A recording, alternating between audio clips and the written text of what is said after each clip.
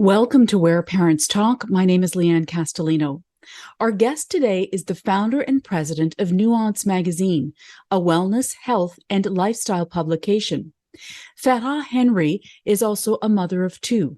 She lived with uterine fibroids unknowingly for years before being diagnosed. An often misunderstood and underdiagnosed health condition, uterine fibroids will affect 70% of all women by the age of 50. These non-cancerous tumors can form on the inside, the outside, and on the wall of the uterus, usually during childbearing years. They range from the size of a seed to a melon, with symptoms that include painful, heavy, or prolonged periods, infertility, and even miscarriage. While generally treatable, if undiagnosed, these tumors can lead to complications, including a hysterectomy. Phara was diagnosed with uterine fibroids in the early 2000s. She joins us today from Reproductive, Quebec, to share her story. Thank you so much for being here. Thanks for having me. So tell us about when you first realized that something wasn't right. I never thought that I had something necessarily wrong with me. I just thought that was my luck, that I was sick every month. And I had to find ways to subdue the pain. When I was diagnosed with the fibroids, it was something normal in my community. It's like, okay, I have it too. My sister has it. My mother had her hysterectomy. Is it hysterectomy? When she was 42. So for me, it was like, okay, I guess that's it, because it's something that is like in the culture and people don't make a big deal out of it, and maybe they didn't understand it. And I just find like homemade remedies to subdue the pain, putting a hot hot patch on my tummy, or drinking more water, not having dairy when I had my periods and everything. And back in the days, now I'm mostly vegan and vegetarian. So I was drinking milk, a lot of milk. I loved milk. So I just played around with what I knew and how to be able to function while I had my periods. But it was really painful. I used to throw up and miss final exam. And I remember missing my final history exam when I was in high school. So it's just not making it a big deal, and that was it. But now with the information I have, it's like, oh, wait a second, it is a big deal, and I could be in a situation where I couldn't have kids, and I never thought about that. So yeah, and it's interesting because you lived with this painful, these periods that were painful and everything else that you described, the throwing up, etc., for at least 10 years before being diagnosed. Take us through how you were diagnosed. I voluntarily went to the doctor, the CLSC, and asked for an exam because I never had one before. And that's when they told me. And for that, my parents didn't freak out or anything. It was like, oh, okay. So from there, if I did the test way before when I had my periods when I was 12. And from that age, normally they send their kids to the doctor and have everything checked out and everything. And even with me being that sick every month, my parents never made a big deal out of it either. So I think that people have to take responsibility of, like, I don't feel well, then I should go check it out before somebody tells you, well, you should go have this checked out. But it was it was a thing that everybody normalized. So it was no emergency. But once I knew, it was like, okay, but that's what it is, and it's okay because my mom had it, so there shouldn't be any problem with that. And the information, she didn't have that much information either, because this is what people did in those days. That was maybe 40 years ago. And so it was really under the radar. So it's not, you don't have any kind of situation, disease or anything. So, and I took it like that also. Yeah. And, we're talking about more than 20 years ago, right? So much has changed, and, so much has been done in terms of research and science around this as well. How were you finally treated? What was the treatment that was used on you in particular? There was no treatment till this day on me. There's no treatment at all. I just find ways to subdue the pain, and eventually the pain went less and less. I had my kids, and when I was pregnant, when I'm pregnant, I feel great. I have no morning sickness. It's completely the opposite. You wouldn't think that. I guess I was in pain for so many years. I got a break on those two pregnancies. So I just find natural ways to be okay with it. And eventually the pain went down. Now I have my periods. I don't have any pains related to it. But now that I have the information, I'm thinking the fact that my tummy's still big, is a little bit big, is maybe because of that. And the fibroids kept on growing, because I went, like you go and get your checkup because you were pregnant and after you gave birth and everything. But the more it went, oh, it's bigger. They tell me it's bigger, but it doesn't bother you. So we don't touch it and we don't do anything about it. So I'm thinking, but how do you get it to reduce? How does it get smaller? And this is the part where nobody had the answer for me. So I had one last time was size of a grapefruit, and a grapefruit is fairly big. Mm-hmm. And I had three. And there's one like the size of a grapefruit, but I'm thinking a grapefruit is big. It's 2 fists, Yeah. But nothing there. So and I'm thinking this could have effect on my health eventually, because having that moving around, it's having a little baby still, like 3 babies inside of me.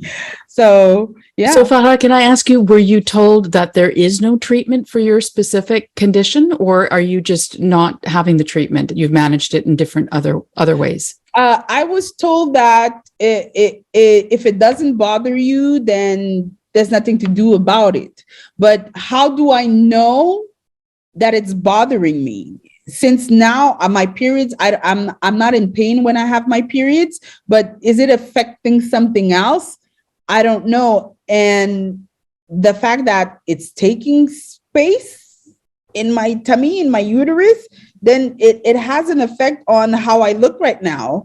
So I don't have a flat stomach, and I'm thinking, well, why can I have a flat stomach? By being pregnant, by having those 2 pregnancies.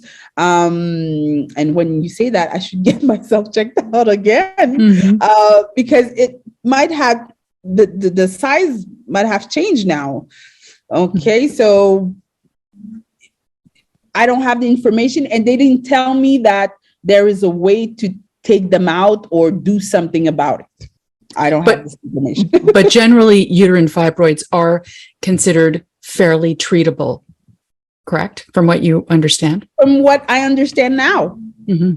Because I've been talking to Vivre Sans Fibrome and working in a business in a business way. We have a relationship, and from what I understood, I'm like, okay, wait a second, there's something that could be done, and there is treatment or seeing what am I supposed to take them out?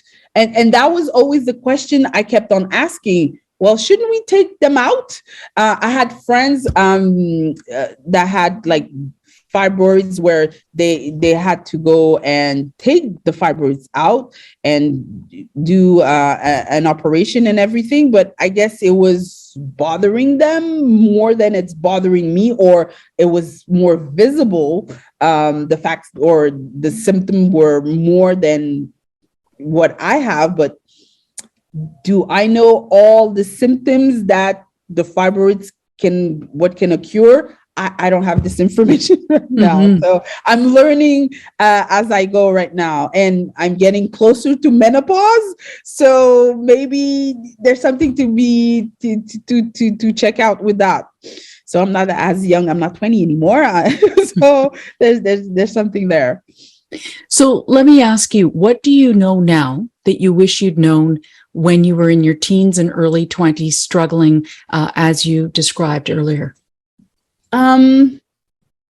For sure, if they would told me, because I didn't know that it could affect a woman not having kids and not being pregnant. So this I didn't know. So the fact that I thought that everything was good and peachy, that that I'm happy I didn't know, because it would have put another stress on it. But from what I know now, what I'm starting to learn is that it's treatable, and that part wasn't offered to me.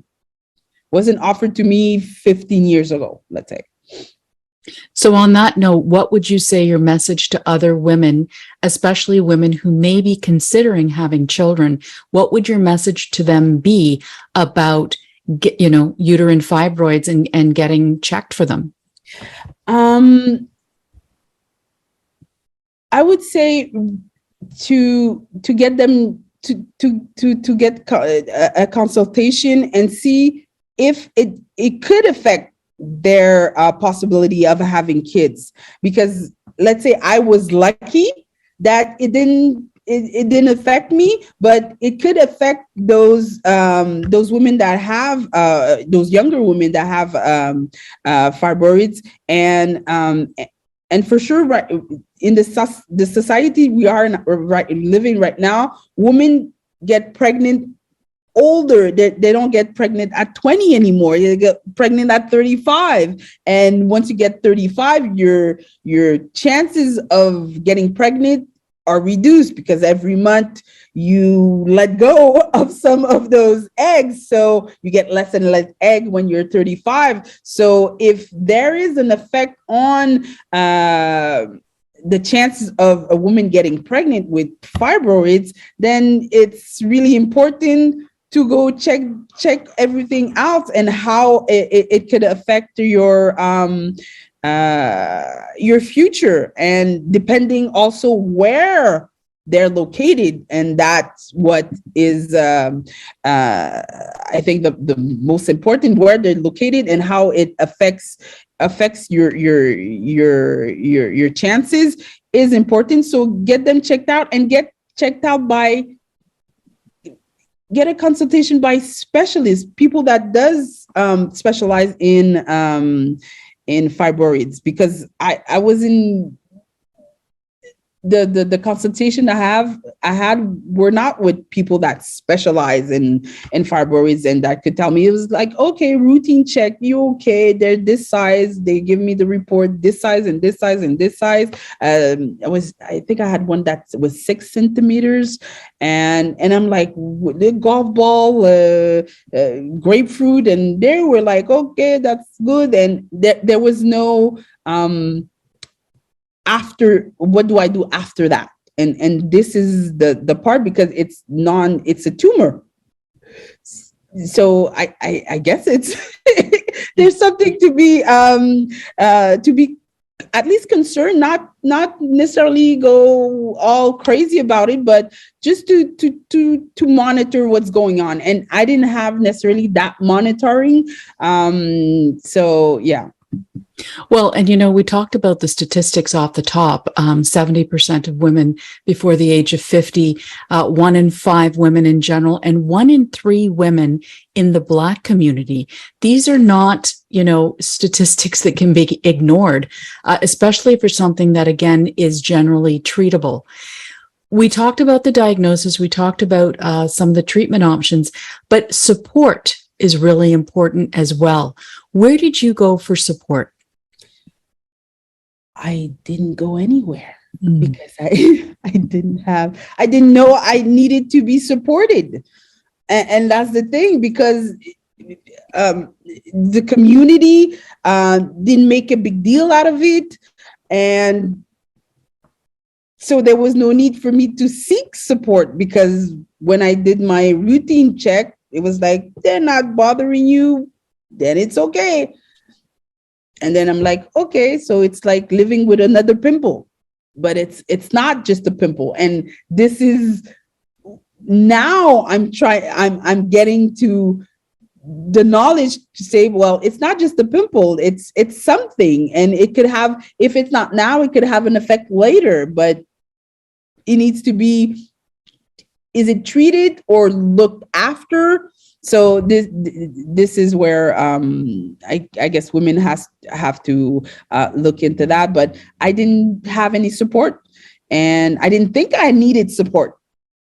That's the thing.